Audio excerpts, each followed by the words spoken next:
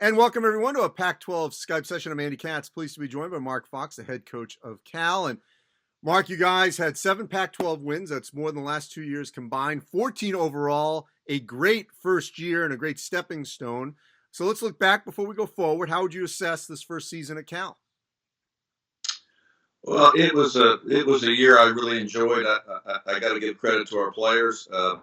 These kids had been through a lot of adversity, but to their credit, they bought into a new way of kind of operating, and I think it allowed them to have some success. And I know at the end, even though uh, we were, I think in position to play some more when the tournament was canceled. The thing I was most pleased with is that every day our players were still excited to come to the gym, and I think that was important.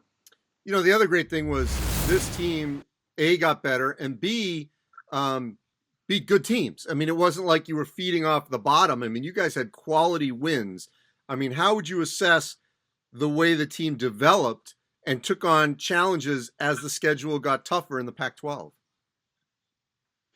Well, we weren't very good early in the year, and obviously when you take over a new team and you're trying to implement a new defense, a new offense, we obviously weren't nearly as good in November as we were in February, but we did beat some good teams, and the league was really deep, and I think that had the tournament, been executed, we would have had 6 or 7 teams in the NCAA tournament, a couple of those that we beat.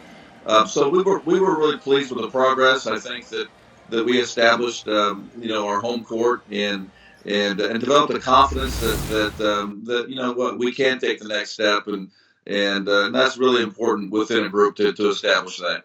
All right, so let's look at that next step. Let's all assume, hopefully, that we have a season starting on time.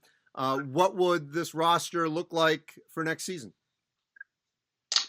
It's interesting. I hope that everybody's staying safe and so we can have a season. But we have 7 of our top 9 guys back. We have Matt Bradley, who's an all conference award winner and who averaged 17 points a game for us, and he's a great competitor and a great starting point for us. But we have our entire front line back. We have a lot of key pieces that got valuable experience this year, and our freshmen got significant minutes all year. And so our hope is that we can have a great summer. So next year we'll be able to take advantage of the maturity of these guys. But hopefully we'll have that summer and have an opportunity to play next year. But I do think that with the front line we have back with Anticevic and Andre Kelly and DJ Thorpe, Lars Heeman, Matt Bradley in the wing, that if we'll just continue to grow, that we'll have a team that will start to look more and more like an experienced team as opposed to one that's so young. And what kind of schedule would you want to put together pre-Pac-12? Well, our schedule is pretty set. I kind of inherited a couple of years worth of contracts that are already established, and we're going to probably play more games on the road next year than we play at home.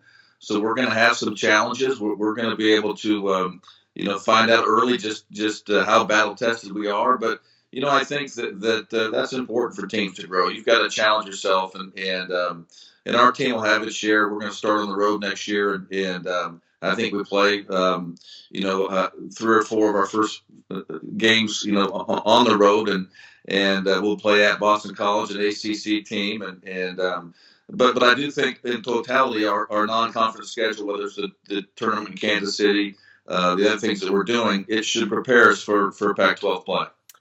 All right, so dealing with the reality of the situation we're in, we're all sort of on lockdown at home. How are you handling that with your players in terms of academics, working out, making sure they're eating right, because now you have no control over that. They're in their respective home bases. How are you and the staff handling that?